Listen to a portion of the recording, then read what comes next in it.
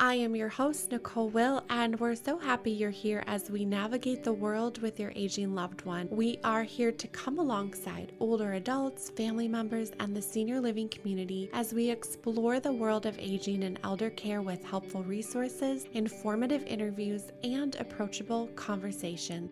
We get to do this together, so join us on our journey, and this is the Will Gather podcast.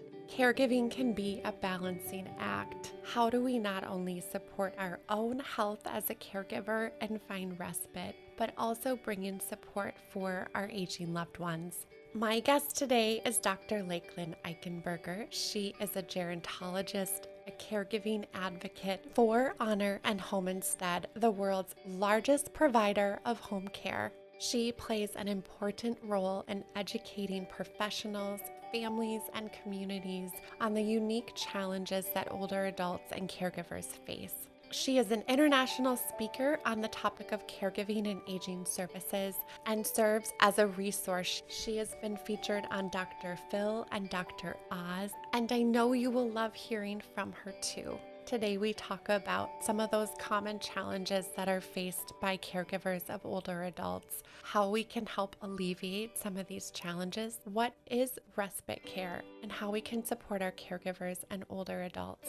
We look at what misconceptions others might have about respite care, what to consider when we're choosing for people to come into our home and support us, and those respite service options, how care professionals can work in collaboration with caregivers to create holistic environments, and what is the process of even bringing someone into our home to provide support, what we should be looking for, what we should be mindful of. We also talk about what resources are available to help caregivers navigate the financial aspects of home care and respite, and how effective communication is so important.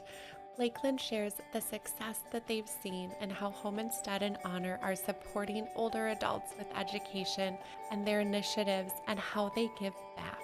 And very exciting, Home Instead and Lakelyn have a new podcast coming out called Caregiver Chats, and she shares with us what that'll be about and where we can learn more. Here is my interview with Lakelyn Eichenberger. Hi, Lakelyn. It's so fun that we get to visit today. I've been looking forward to this. Thank you.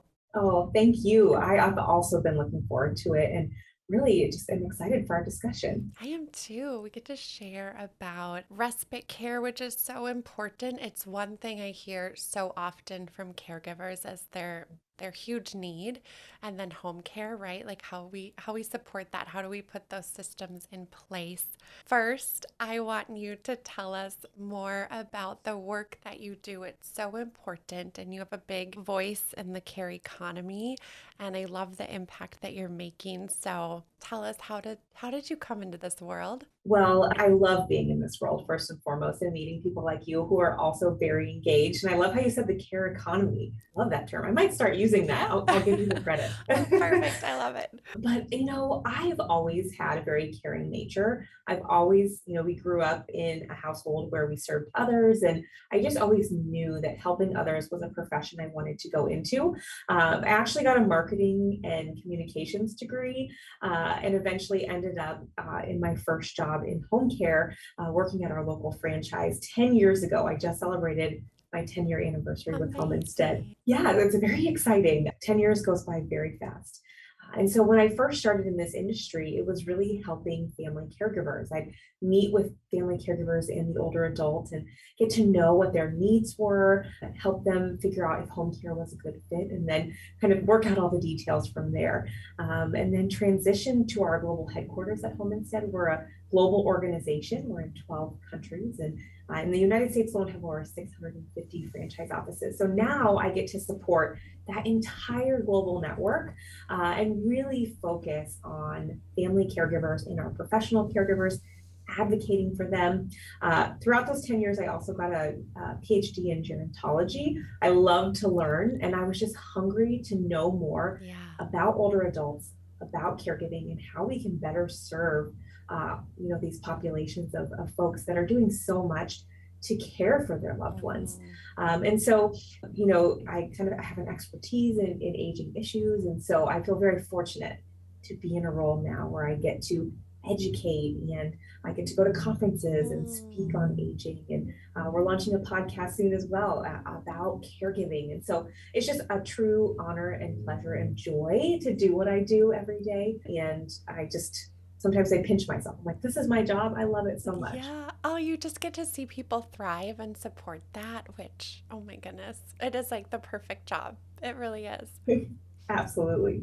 There's so much that I'm sure you've learned not only from your personal experience of working more hands-on, but also then at the academic level and having that oversight and view of what's really going on in the landscape of care and caregiving. What do you see that are some of those common challenges that face caregivers and older adults? And then we'll talk more about, okay, how can we support that and, help them address some of those issues? Yeah, well, one of the, most common challenges is that caregiver burnout, which Mm-hmm. is very well tied to our discussion today about respite and that need for a break. Family caregivers, they take on so much. We know from the research that caregivers have higher levels of stress and strain, emotional, physical, financial. They take on a lot. Many of them are working. Many of them are also raising their own children while caregiving. And so, it's easy, I think, for caregivers to get so caught up in the day to day and then reach that burnout phase. And things start to go haywire, or their physical health starts to decline, and they're at their wits' end. And that's when they finally reach out for resources, which, Mm-hmm. working in this field, it can be so kind of frustrating at times because I want people to Yeah. plan ahead as much as possible, look into your resources. But, for so many, they're just trying to get through one day at a time. And they Yeah. might not also identify as a caregiver. We see that a lot. I'm sure you talk about that. A lot of people just see themselves as being a good daughter or being a good Mm-hmm. spouse.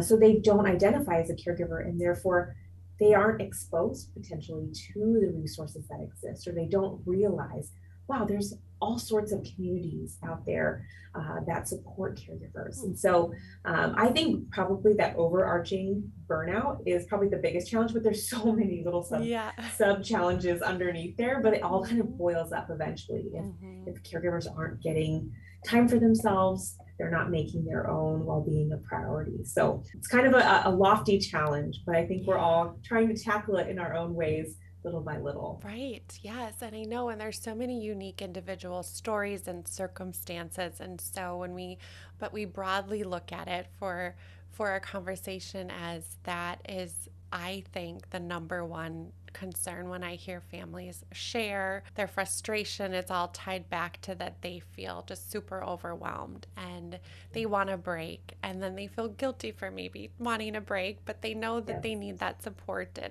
and we can't care well for others if we don't take care of ourselves and what we need. exactly. There's such an importance to support the people that do that. And so, looking at not only how we support our loved one that's aging, but how we support ourselves. And I feel like respite and home care does that so well because it's really tied the duality of it. I don't know if Yeah. that's the right term. Tied to both very closely. And Yeah. how do we have that help alleviate that overall concern and challenge for us? Like, what's the importance of bringing that in, and how can that positively impact our lives? That's such a good question. Well, respite, if you kind of get technical, it's just a break from the caregiving situation. And so, if you think about it, if a caregiver is able to step away from the caregiving, scenario, they have a chance to recharge. They have a chance to maybe take a little inventory on what their needs are. And respite can look a lot of different ways. We've talked about respite in home care. Home care is one type of respite, and we can Mm-hmm. maybe go into that in just a bit. But that time away to recharge is so important because we could go through probably like 10 different analogies. You can't pour from an empty cup. You wouldn't leave your cell phone off a charger at night, so you have to plug in as a caregiver and recharge yourself. But it's so true because if you think about family caregivers, they're often caring for someone at home, and often the older adult loved one person that they're caring for, they don't want to move out of their home, but then that means a lot of it's going to fall on that family caregiver. So here they're wanting to honor the person's wishes, keep them at home, but they have all these roles and responsibilities. So in order to keep caregiving for a longer period of time, you do have to stop and take those breaks. Step away, take care of your own needs, and then you can continue to fulfill that commitment that we know so many caregivers truly want and desire to fulfill. And we know there are various types of caregiving journeys and various types of caregiving scenarios, and not everyone steps into this role willingly or feels like they have a choice. But no matter how you get here, how you get to your caregiving role, it's just so important to take those breaks so that you can continue to care longer for the person that you're caring for. And if not, you reach that burnout point, again, we see just really unfortunate outcomes in terms of the caregiver's health. Sometimes they pass away before the person they're caring for, or the person they're caring for has to go into an institutionalized setting, which is not always a bad thing. There's definitely a really important role that care communities play. But again, it all goes back to making sure that the caregivers' needs are being met too, which I think caregivers, like you said, often feel guilty for taking that time, but it's really so critical. So you talk about that if we invest in ourselves, we can then maintain that caregiving a little bit longer, right? Before we have to maybe make some of those other decisions. Do you know, and this is just out of my curiosity, are there any lens on the financial savings, right? Okay, so if we short-term invest initially, but then maybe we're potentially saving ourselves financially in the future. I don't know if that makes sense, but yeah, I think that's data that's kind of hard to capture. There is a study, and I can't quote it off the top of my head, but I think Bright Focus Foundation was one of the funders, and I can look it up and maybe we can pop it in the show notes. But they did find that if you're able to delay institutionalized care, which I hate that word, we need to find another term for that, but a move to a facility or a care community setting. If you can delay that, there is usually a financial savings. But we also know that, if you want to bring care into the home, there is an expense associated with that too. Right. So it really kind of depends on each family situation. How much care is required, who's available to provide that care, what are the financial resources. And perhaps it does make sense to keep the person at home longer. It might be more cost effective than moving into a community setting. But for some families, it might be the opposite. They might need more care than people are available that they can afford. So it is more economical to make the move. And so, that is a delicate balance and one that's very unique to every single family in their situation. It's so interesting to think about. So many options. You're right. As we think through the different scenarios, I know one challenge is how do we have the conversation with our loved one or even with our family about approaching these dynamics of, okay, I know I might need support. Mom and dad might not be interested in having someone come in for a short time. Do you have any recommendations on how we start the conversations or what we can say to maybe make that transition a little bit easier? That's a really good question, and one that I get a lot because having care in the home, it's very personal. Our homes are a private setting. Not everyone feels comfortable having people into the home, and I can completely understand that. And what I often advise is that we go back to the person that you're caring for. What are their goals? Is it to stay at home for as long as possible? That's a lot of people's goal, like about 90% of people. And so then you have to start a conversation of, okay, we would love to make that happen, but let's talk about what it might take to keep you at home. And then I also like to suggest like a plan A, best case scenario, then what's our plan B, and then what's our plan C. And sometimes, plan A would be, best case scenario for the person would be, oh, my family would just care for me and we wouldn't have to hire anyone from the outside. Well, realistically, family caregivers, like I mentioned earlier, are working or raising their own kids. They might not have, unlimited amounts of time to provide care around the clock. And so then it's this discussion of, well, if we bring someone in, are you open to that? Would you be willing to try it? If that is your desire to stay at home, we want to, again, make that possible for you, kind of keeping the focus on the person's wishes, Hmm. and then helping and allowing them to be part of the discussion, never having it be, this is what we're going to do. You might have to get to that if you get to kind of a desperate point, like, okay, this is the last resort.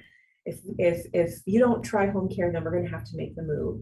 But sometimes it's phrasing it in a way that helps the person that you're caring for understand that, okay, by accepting care, this is actually helping honor my wishes. Because I think at the Yeah. same time, a lot of people feel like if someone comes into the home, then I'm admitting that I'm losing my independence or admitting I need help. And that's hard. Mm-hmm. Letting go of control, admitting that you need extra support. And so sometimes it's like it's a psychological kind of Right. issue that you kind of have to work through. But again, focusing on what are that person's wishes? How can you best honor them? And a lot of times that's bringing in some outside help. And so those are just a few tips that I often offer up to families. Yeah, that's a great perspective. I like that. It's really if we can keep the focus on what is their wish and highlight that and let them feel that they have a voice in it, I think it only furthers our conversation. We'll be Yeah. able to have them feel supported. So with respite care, I loved how you explained actually what it was or what it is, because I think Yeah. some people are like, what does that mean? Yeah. What is that term? And it can be such a relief for us as caregivers and allows us to take breaks and to recharge. Do you find that people might have misconceptions about what it is, how it works, all of the things? What are you seeing around that? Yes. As I mentioned earlier, there are different types of respite. Respite can take a lot of different forms. So when we talk about respite, it's that break away from caregiving. So you can enlist families and family members and friends. Line up someone maybe to come regularly that's within the family. You can also look into professional services like home care, like we provide at home instead, and that's usually a trained caregiver. And there are various types of home care. There's agencies, there's registries, or you can hire someone independently. So that would be like the neighbor down the street. I'm going to hire her to be the home care provider. So another area of respite that you can look into is volunteer programs. Mm. Some faith communities have volunteer programs. There are respite resource centers that are often associated with your local area agency on aging. So you can, call and look into the various types of respite and figure out, what's going to work best for you and your family. And Mhm. sometimes it's a combination of things.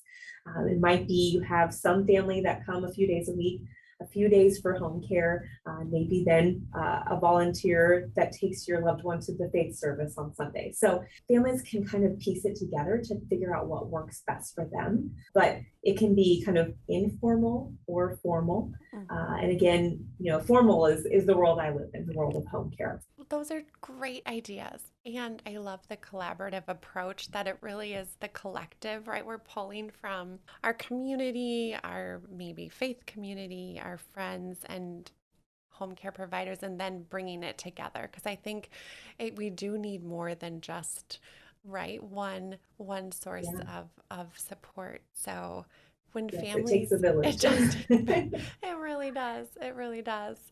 And when we're wanting to maybe dive into looking at, okay, more of like that formal support system, Yeah. do you have recommendations on what should we be looking for with reputable companies or what factors we should take into account? Is there a guidance that we can go from? I know a lot of families are like, Yeah. "Oh my gosh, where do I even start? Who do I go to?" There's different options. Where do we begin? Yes, and if you do a Google search, it can be very overwhelming. Yeah. And so, where I often suggest is, if you know someone who has used home care, ask them, who did you use? Did you like it? Word of mouth has always been one of our biggest referral sources for home care, just because if somebody has a good experience, they're going to share that with someone else. And the opposite is true. Connect with those maybe other caregivers that you're connected to and ask who they've used. So that's one way to kind of look into it. If you do a Google search, you're going to get a lot of results, and some of them will be kind of a site that has like a place for mom, a lot of different options. And if Options. you put your information in there, you're probably going to get lots of calls and emails. But really, online has so much information for us now. You can look at Mhm. reviews and that sort of thing. But really, I would suggest choose 2 to 3 home care companies that you maybe have heard recommendations for and schedule a consultation, because often they'll do a free in-home consultation. And then you can really get a feel for the organization. You'll get to meet some of their people. They'll get to know you and get to know your situation. And some important things to ask them about are, how do they employ the people that they send into the home? Do they do background checks? Do they do reference checks? Do they train those employees? Another important thing to ask is, are there any sort of minimums that come along with the service? Because sometimes there's a daily minimum, it's usually an hourly service. There might be a weekly minimum or a monthly minimum. So that's another important thing to be asking about. And because we get this question a lot at home, instead, we even created a home care guide that walks families through home care. And I'm happy to send you that, Nicole, that we can link to. It's I would free to love it. download and also has a list of questions to ask, like the ones that I mentioned Mm, earlier about, the minimums and how they train their employees. But then also really ask, what can you do and mhm, what can't you do in mhm. terms of your services? Yeah. Because there are some companies that perhaps more so specialize in that companionship, like housekeeping, errand running. And then there are companies that can provide that more hands-on care. So the bathing assistance, grooming, restroom assistance. And then some might even have a few kind of nurse-directed, nurse-type services as well. So it's really important to get a feel for what they can and can't do. Mhm. And also, ask, hey, if we do go with you, what is it going to be like? What will the experience be like? What will the communication be like? And all of that good stuff. So lots to consider. But I think, and when I would go out and meet with families, I always suggested to them, I hope that you're meeting with at least one other organization so that you can really get a feel for us and understand, how we operate and make the best educated decision for you and your family. Oh, absolutely. That's such great advice. And I think when we know what our options are and the transparency, right, of a company to say, here's Yeah. kind of what that looks like and what those services are. And you kind of touched on some of the services in terms of more companionship and Mhm. then more hands on. Are there any other services that are provided that we might not think could be to help us? And then there are so many ways we can benefit from that. And is it short term? Is it long term? I think families have questions. Are they locked into a contract or can they, is it month to month? Some of those logistics. Yeah. Well, and every organization is going to have their own kind of sets of parameters in terms of those minimums. That's a really Hmm. important thing to ask. Sometimes, if a family is really just looking for 1 to 2 weeks of care, that's a different discussion than looking for that ongoing respite. So Yeah. I think it's important to be upfront about what you're really looking for. So Hmm. that way expectations can be set on both ends of things. And maybe you're reaching out to a company and you realize you're not the best fit. Usually they'll make a recommendation to somebody who is a better fit for Yeah. you. So I think that is really important. But you can use home care short period of time.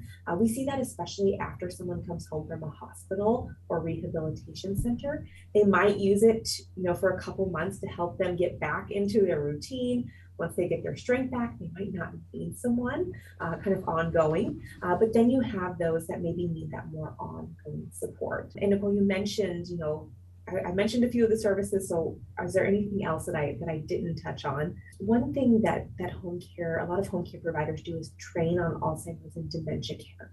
I know we Mm. do that at home instead. I help to develop that training for our care professionals. So if your loved one has some form of dementia or Alzheimer's, you'll want to ask, do you train your care I professionals? love Because that. Hmm. it does take a special level of understanding to provide the best care, the most person-centered care possible to Hmm. those individuals. So that is kind of an element of home care that a lot of people might not think to ask about or Oh, or that's great. consider. Yeah. so helpful. And it sort of answers my next question, which is how do those services work in collaboration with a caregiver, right? To create that holistic environment. And so training's one. Are there any other types of collaborations or considerations? I'm assuming, right, as a home care company, you sit down with the family and you understand what's going on and what their needs are, and so that helps.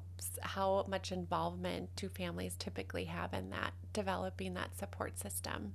Yeah, well, family, we want them involved from the very get-go. We want to have their insight. We want to understand what the needs are, not only of that older adult, but of the whole family unit, Mm-hmm. so that we can create a really comprehensive care plan. Once we have that care plan, we know that people change over time, their needs Mm-hmm. change. And so we do update that on a regular basis, at least for home instead. So that's going to be one question we want to ask is, do you have any sort of quality assurance measures? And what is that cadence of checking back in and updating the care plan?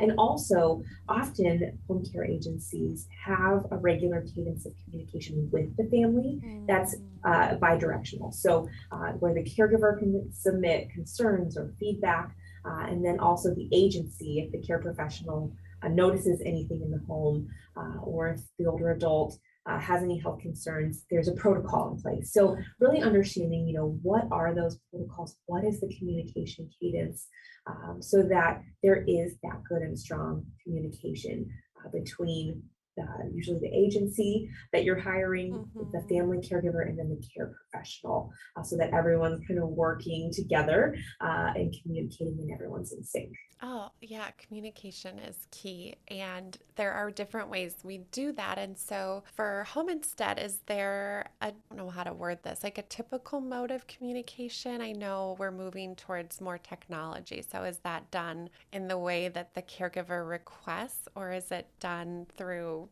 email, text, all of the above? That's a really good I'm just question. curious. And Yeah. yeah, and I think I would say all of the above. Yeah. Every one of our franchise offices might do it a little bit differently, but Mm-hmm. usually the technology platform that we utilize has ways to digitally connect, Mm-hmm. but it's always encouraged and open for you to pick up the old-fashioned telephone and call in with any concerns. So again, communicating with whoever you're hiring, even if it's an independent home care Mm-hmm. provider, talking through what that communication is going to look like and what's the best mode of a communication for everyone. Right. Because if they're a busy working professional, maybe text or email Yeah. is better than a phone call. Mm-hmm. So that's an important component Yeah. for sure. Oh, good. Thank you. And one concern aside from caregiver burnout is also the financial aspect, right? We're always navigating that, how to pay for care. What are you seeing in terms of like strategies or resources that could be available to help families navigate that? Yeah, the financial piece always comes up, and with good Mm-hmm. reason, Mm-hmm. because we know that older adults have saved, most of them, but people are living longer, so they might be outliving their savings, or they're feeling a little more strain on their savings. And a lot of people have a misconception that Medicare or Social Security is just going to pay for all the things that an older adult needs, and Right. unfortunately, that's not the case. Mm-hmm. So, home care is primarily family funded or privately paid for. There's long-term care insurance could potentially cover it. We're seeing the VA, Veterans Assistance, covering some services for those veterans who have served our country. And then also Medicaid waiver programs. Often, depending on the state, because every state is different, Mm-hmm. they might have waivers for things like a personal care aid or bath aid or homemaker services. That would be that kind of light housekeeping Mm-hmm. kind of service. And so it does again vary state by state. And again, Home Insight created a guide on this, and again I can link to it because it's something we get asked a Oh, lot. yeah. Is how do you fund this care? But we also see sometimes it's also, I mentioned earlier, kind of piecing together some family, some professional, some community. And Mm-hmm. sometimes from a financial perspective, we see the same thing. Maybe the VA covers a little bit, and then maybe the older adult has a little bit to Mm. contribute. And then the adult child pays for a little bit of it. as well, because they want to be there, but they can't be there all the time. And so sometimes it is a little bit of putting a puzzle together in terms of that Mhm. funding piece.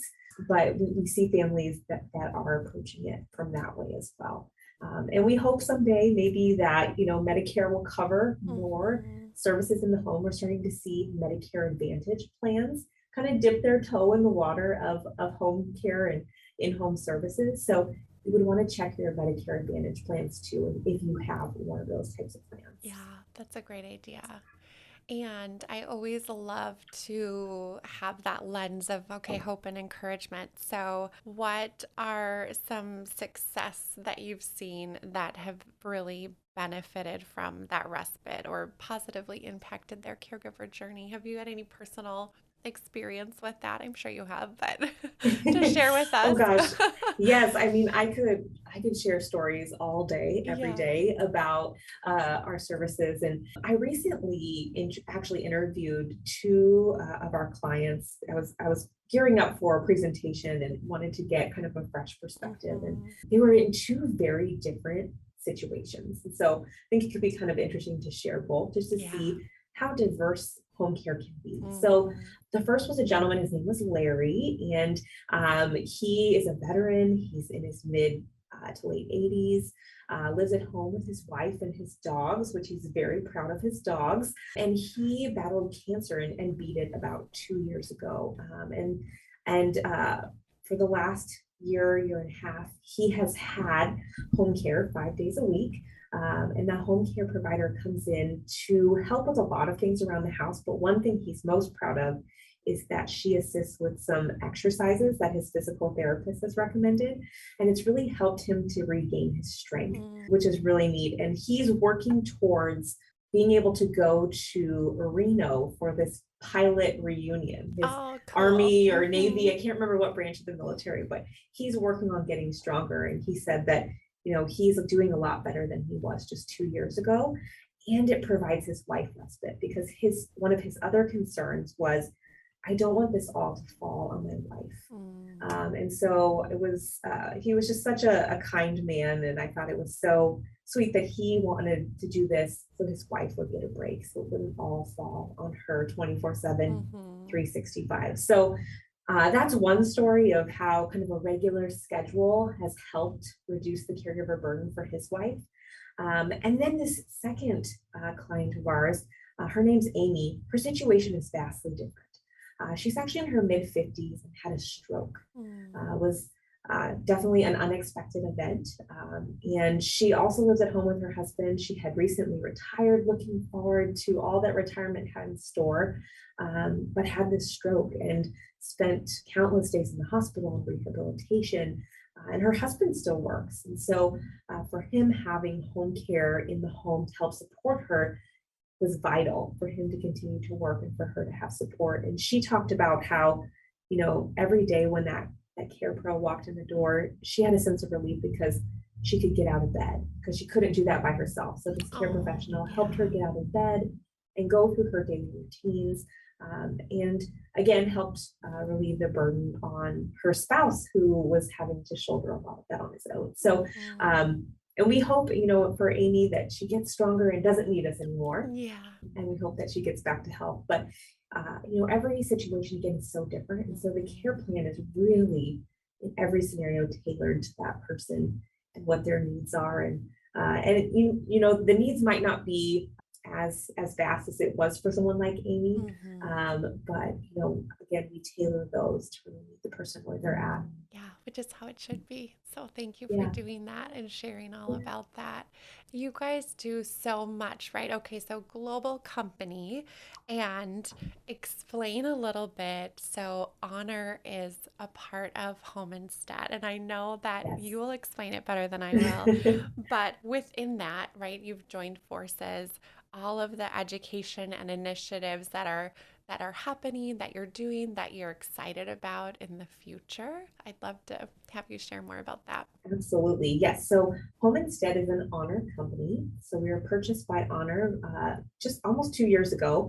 And it really has been a beautiful marriage, is kind of how we talk about it. Mm-hmm. They have a high tech approach to care. their technology is advanced for the home care space. And then Home Instead, we've been around for almost 30 years now, and we really have the high touch down. So it's a very beautiful marriage between high tech and high touch. And together, we're very excited about the future of home care. We do a lot in the way of education and thought leadership in social purpose. So some of the things that we're doing that is exciting is our Chief Advocacy Officer is part of the Raise Family Caregiver Act Council. And so we do a lot of advocating for family caregivers in Washington, D.C., educating lawmakers, helping to, push for more resources and supports. We also have a lot of a free education we offer up online, our homeinstead.com website. We have tons of education out there. We invite you to go take a look. Any topic that you could pretty much think of when it comes to caregiving, we want to provide that education. So even if you never use our services, our home care services, we hope that you'll find some education and support there. And then in our areas of social purpose, we're giving back because, again, we know not everyone will use our service. And they may not be able to afford our service, so we want to give back. And so we recently partnered with Meals on Wheels of America, and we have a joint campaign called The Power of a Knock. I get to deliver Meals on Wheels regularly, and it's one of my favorite things. And every time you knock on the door, just to see a smiling face and to know that you might be the only person you're interacting with in that day, man, that's powerful when you step back and think about the impact that Meals on Wheels is really making. So we do a lot of work in those spaces, and we're just excited to see what the future has in store. I think it's really bright for our organization. Thank you. And the giving back is something that I feel like we are called to give. I believe it's inside of us. We feel so good when we do that. Not only because we know the impact that it can make, but it's just energy in the world. And if we put that out there, it always comes back to us. So yeah, I love that perspective. And tell us more about the podcast. It's coming out soon at the end of May. What is it going to be about, and what can we look for? And tell us the name so we can find it and follow and listen along. Well, I'm excited to tell you about it. Thanks for the opportunity. It's called Caregiver Chats. And so the trailer's out there, so you can find it on Apple and Spotify and all of the other podcasting platforms. But we really focus on family caregivers. We want to empower them, support them, and we've really honed in on 5 key areas. So, caregiver support, aging in place, because again, we know that's the desire of most folks. Alzheimer's and dementia caregiving. We know that population just has specific challenges that they're facing.